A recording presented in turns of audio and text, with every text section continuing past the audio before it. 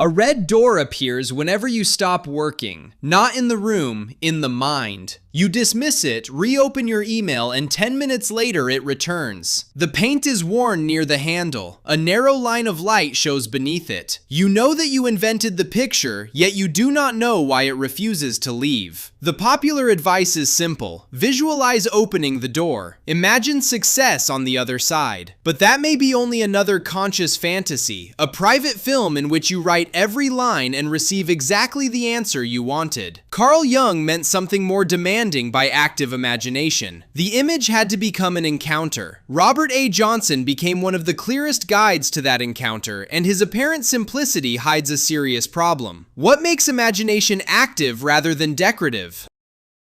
Who is speaking when an image surprises you? And why must the work end somewhere outside the imagination? Johnson was an American Jungian analyst and author. His memoir describes study in Zurich, work with Emma Jung as an analyst, and a consequential encounter with C.G. Jung. He later wrote short, accessible books including He, She, We, Owning Your Own Shadow, and Inner Work. The books traveled far beyond institute classrooms because they translated dense Jungian ideas into forms a general reader could use. That accessibility creates an easy way to underestimate him. A writer who explains complex ideas plainly can look less important than the thinker who coined the vocabulary. Yet simplification is not always dilution. Sometimes it is engineering. A bridge is intellectually modest only if you ignore the distance it allows people to cross. Inner Work, published in 1986, offered structured approaches to dream work and active imagination. Johnson did not invent active imagination. Jung had developed the practice through his own confrontation with inner images and later described related methods in his psychological writings. Johnson's contribution was different.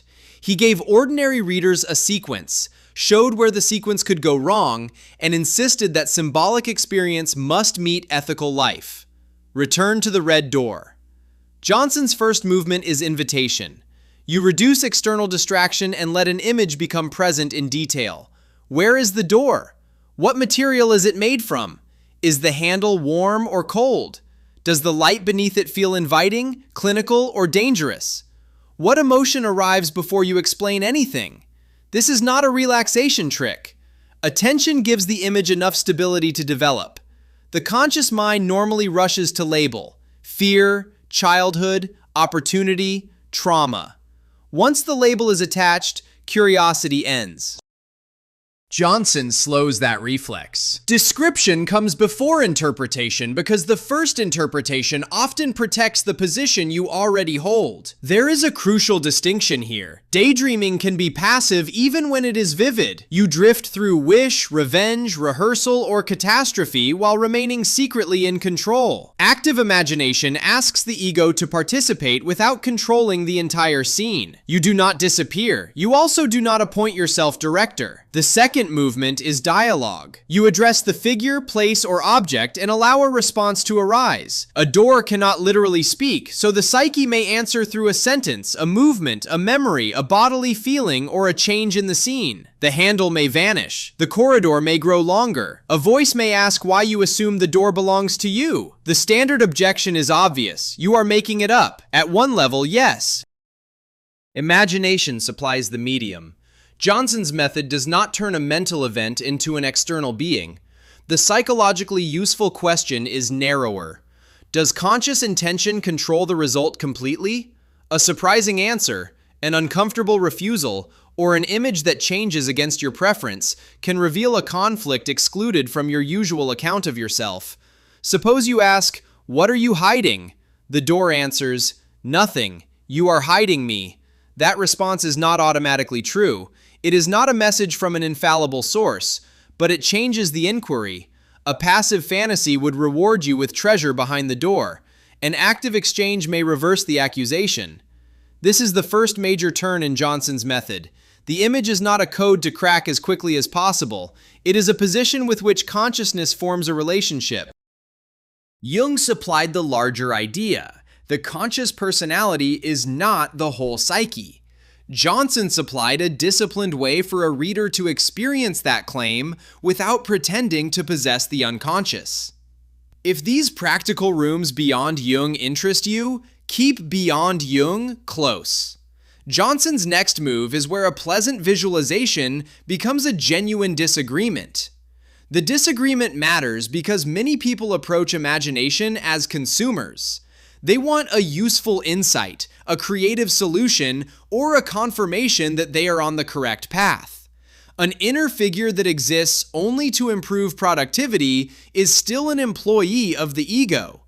Johnson asks for another posture. Let the figure be inconvenient. Answer it honestly. If it accuses you unfairly, object. If it flatters you, question the flattery. If it announces a grand destiny, ask what ordinary obligation you are avoiding. The encounter becomes active when both perspectives can alter what happens next. This brings us to the third movement, values. Johnson does not ask the conscious person to surrender moral judgment. You bring history, commitments, consequences, and responsibility into the dialogue. An image may carry psychological energy without carrying wisdom. If the figure says abandon your family, humiliate a colleague, stop medication, or treat a coincidence as a command, intensity does not make the instruction sound. Inner authority and outer action are not the same thing. The ego is not dictator, but neither is it absent. Dialogue requires two centers of perspective. This is where the story becomes uncomfortable. Online descriptions of active imagination sometimes celebrate losing control, as though autonomy of the image proves depth. Johnson's structure points in the opposite direction.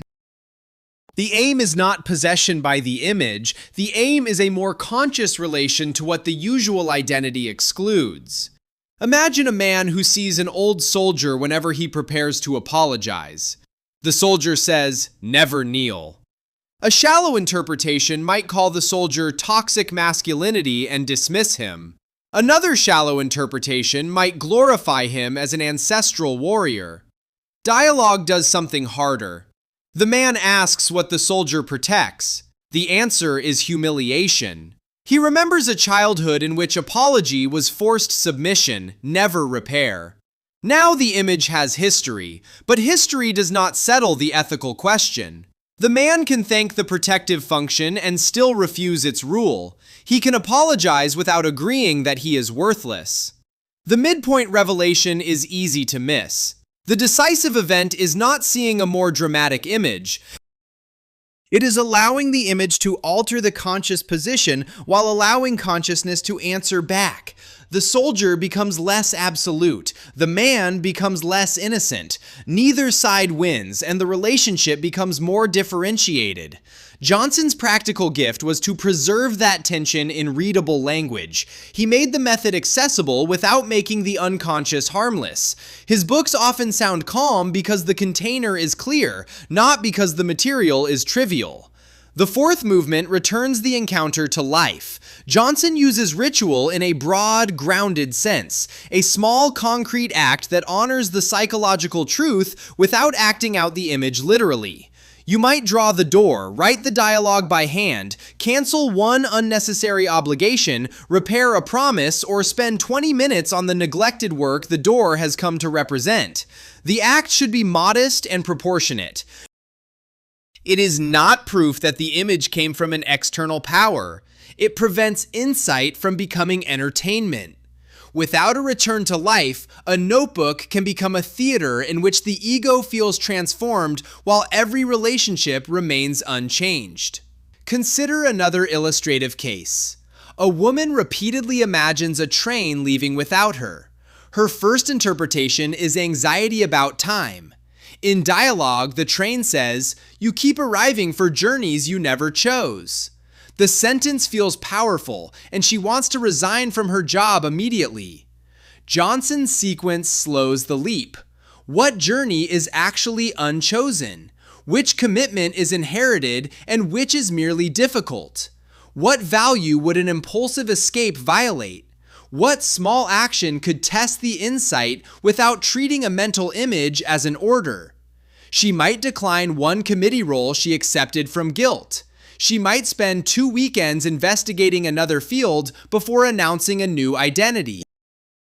She might notice that the train appears after conversations with one particular person, not after work itself. The image becomes a hypothesis in relationship with life, not a license. Now the opening questions have sharper answers. Imagination becomes active when conscious control relaxes enough for an excluded position to develop, while ethical judgment remains present. The speaker is best treated as a psychological formation, not automatically a supernatural authority. And the final action matters because relationship to the unconscious is measured partly by the life that follows. But there is an important limit.